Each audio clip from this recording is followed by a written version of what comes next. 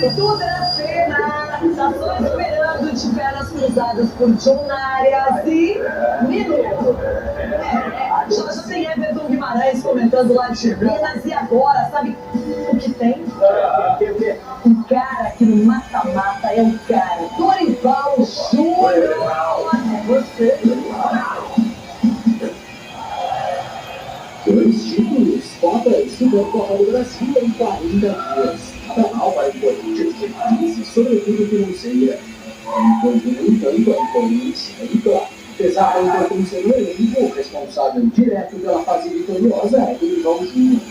Na conquista do último domingo em Brasília, o técnico foi decisivo, montou um esquema de guerra para transformar a virose generalizada do elenco em motivação para o triunfo sobre o favorito e poderoso Flamengo.